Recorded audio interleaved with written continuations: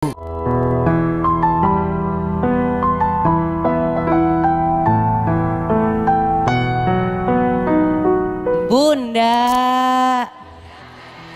kajian hati. Semoga sudah banyak hati yang mulai merasa tenang, tapi jangan terlalu tenang karena nanti nggak ada yang nanya. Jadi siapa yang mau tanya? Siapa yang mau tanya boleh angkat tangan. Siapa yang mau nanya, mau cerita, mau curhat boleh. Teteh silakan deh. Assalamualaikum warahmatullahi wabarakatuh. Waalaikumsalam warahmatullahi wabarakatuh. Perkenalkan Ustadz, nama saya Sri Yuni. Saya adalah seorang ibu pejuang 2 anak sehat Ustadz. Saya menikah di tahun 2020. Kami sempat menjadi pejuang garis 2. Tapi alhamdulillah di tahun 2023 saya hamil. Saya melahirkan anak pertama saya di tanggal 18 Maret 2024. Anak saya lahir tampan, sehat. Tapi kebahagiaan itu tidak berlangsung lama Ustadz. Di umur anak saya 4 bulan saya merasa kejanggalan. Karena perkembangan anak saya sangat berbeda sama anak seusianya. Dan kami memutuskan untuk cek ke dokter.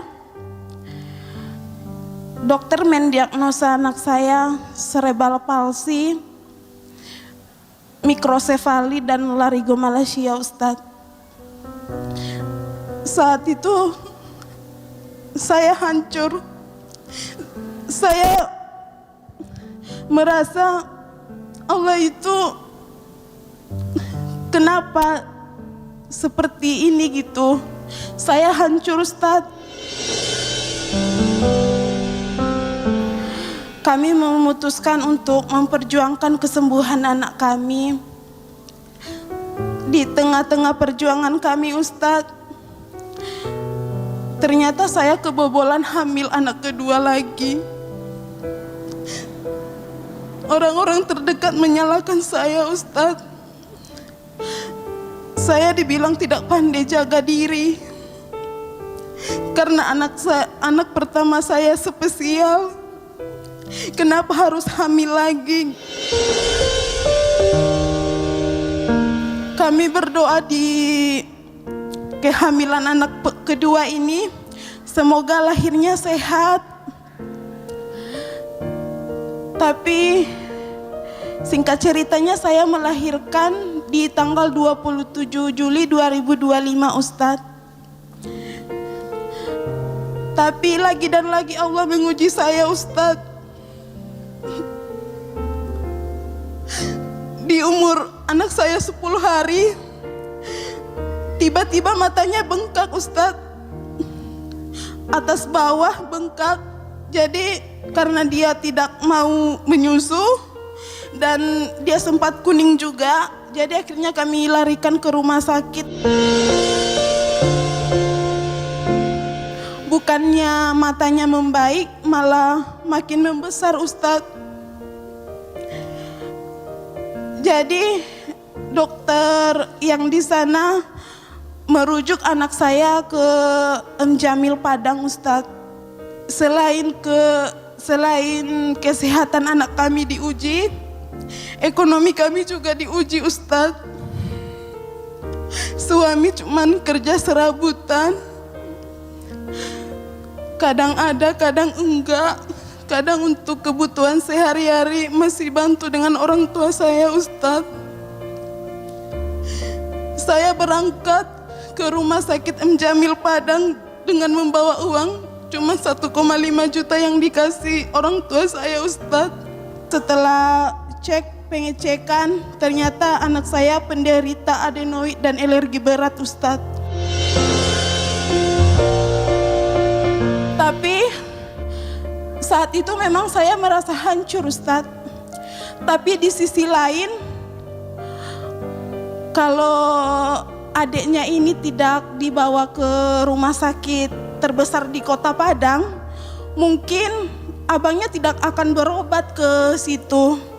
Jadi saya juga berpikir seperti ini, oh ternyata Allah baik sama saya. Jadi sekarang kedua anak saya berjuang di rumah sakit M. Jamil Padang, Ustadz. Tapi alhamdulillahnya Ustadz, lagi-lagi saya merasa Allah itu baik. Allah mengirimkan orang-orang baik kepada saya.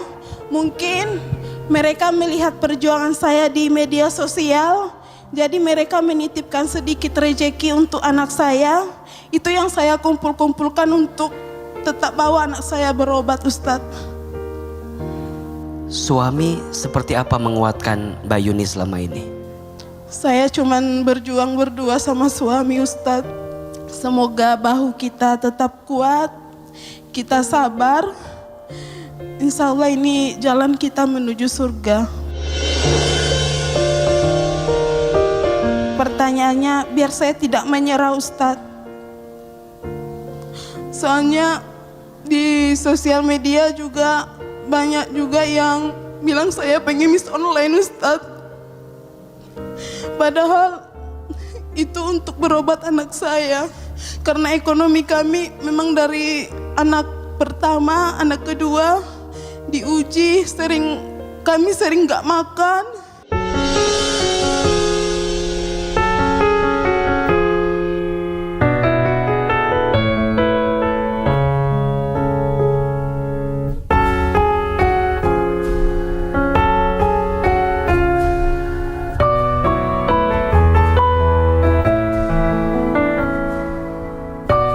Bunda, ada 4 kabar bahagia yang Allah siapkan untuk kita yang sedang diuji. Yang pertama, ujian itu cara Allah mencintai kita. Jadi kalau kita mau lihat bagaimana Allah menguji kita, salah satunya love language-nya Allah menguji kita adalah bentuk cintanya Allah yang sangat dalam kepada kita. Innallaha iza ahabba qauman ibtalahum. Sesungguhnya Allah, jika Allah sedang mencintai seorang hamba, Allah uji mereka dengan ujian. Yang kedua, ujian itu adalah cara Allah menghapuskan dosa-dosa kita. Makin berat ujiannya, makin kita ridho menerimanya, maka di saat yang bersamaan bergugurkanlah dosa-dosa yang pernah kita lakukan. Yang ketiga, ujian itu adalah cara Allah mengangkat derajat kita. Kadang, disadari atau tidak, justru kita bisa makin dekat sama Allah ketika lagi diuji. Betul tidak? Sujudnya lebih lama, doanya lebih panjang, bahkan bisa menangis ketika berdoa.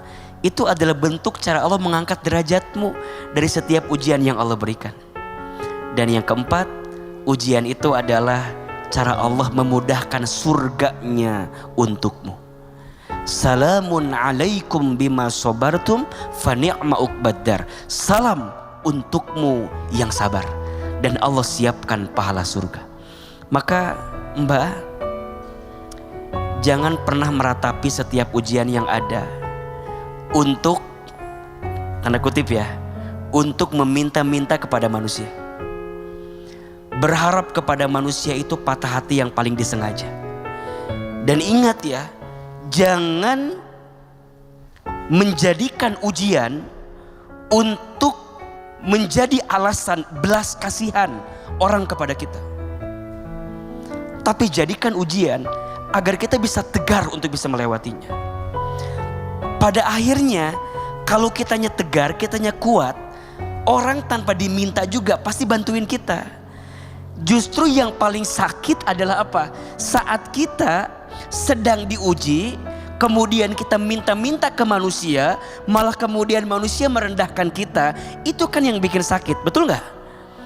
Yang bikin sakit bukan orang merendahkan kita, tapi cara kita yang pernah berharap kepada manusia. Mungkin Mbak tidak cukup bahagia dengan keadaan hari ini pada sisi anak Mbak yang sakit, Tapi percayalah, boleh jadi kalau mbaknya kuat, tegar, hebat, boleh jadi anak mbak yang hari ini paling nguji keadaannya, mungkin nanti jadi anak yang paling sayang sama kita. Mungkin dari dialah yang bisa ngangkat derajat kita. Maka untuk setiap ujian yang hari ini datang, lewati aja, jalani aja. Kita gak pernah tahu apa yang sedang Allah siapkan di depan. Jangan iri dengan rezeki orang lain, karena kita gak pernah tahu apa yang pernah Allah ambil darinya. Dan jangan gelisah dengan ujian kita saat ini, karena kita gak pernah tahu apa yang sedang Allah siapkan untuk kita ke depan. Maka untuk kita yang sedang diuji, jangan meminta-minta, jangan berharap ke manusia, jangan merendahkan diri di hadapan manusia. Kita punya Allah yang maha kaya, kita punya Allah yang maha memberi rezeki. Kalau kita gak bisa nolong, jangan ngehina. Kalau gak bisa nyenengin, jangan nyakitin. Ini mah kadang-kadang nyenengin, enggak nyakitin. Kan beliau itu seperti demikian karena butuh, kondisinya sulit. Kok bisa ada yang bilang pengemis online dan seterusnya? Nauzubillahi min dzalik. Mbak, maafin semua hinaan itu, jalanin semuanya. Saya percaya kok kenapa mbak yang diuji dengan ujian seberat itu, karena mbak dan suami sekuat itu untuk bisa melewatinya.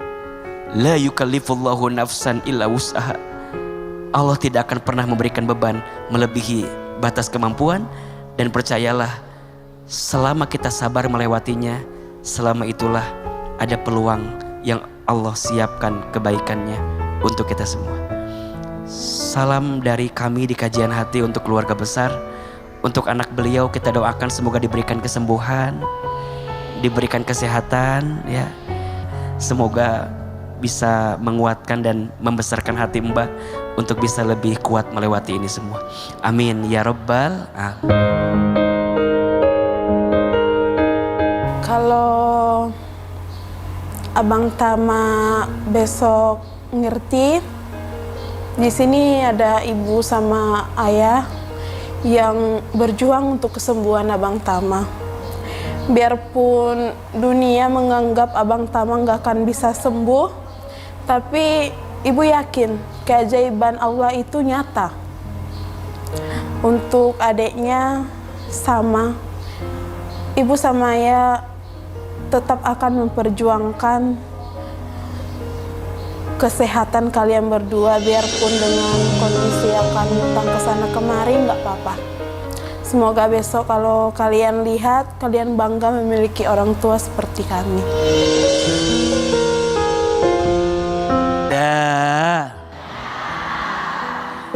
Surga adalah tempat yang kita inginkan. Surga adalah tempat yang kita harapkan.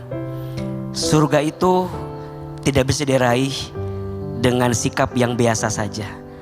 Karena surga itu istimewa, maka setiap sikapnya juga harus istimewa. Salah satunya, dunia adalah jalan untuk bisa mendapatkan surga kita. Ketika dunia benar-benar menjadi tempat untuk beribadah, beramal soleh, bersikap baik, sampai nanti kita kembali ke surganya Allah Subhanahu wa Ta'ala. Dunia bukan tempat tinggal, tapi dunia tempat meninggal. Dunia bukan sekedar untuk hidup, tapi dunia untuk yang maha hidup. Mati bukan akhir kehidupan, justru mati itu adalah awal kehidupan yang sebenarnya. Silakan cari dunia, tapi jangan lena dengan dunia. Silakan dapetin dunia, tapi jangan lalai karena dunia. Karena pada akhirnya dunia hanyalah jalan dan jembatan untuk bisa mendapatkan surganya Allah Subhanahu wa Ta'ala.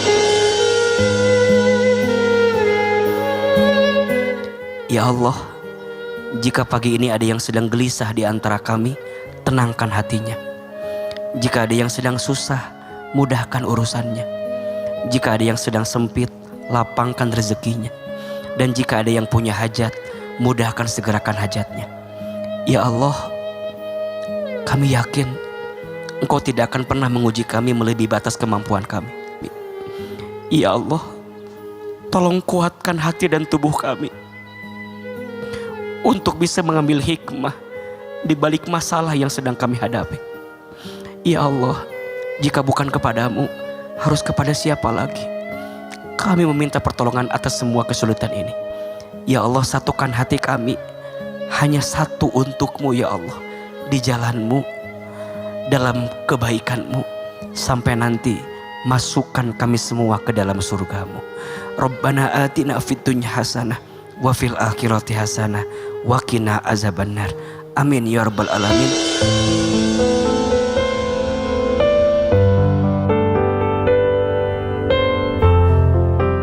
Carilah pada apa yang telah dianugerahkan Allah kepadamu, kebahagiaan negeri akhirat. Tetapi janganlah kamu lupakan bagianmu di dunia. Quran Surat Al-Qasas ayat 77. Masya Allah.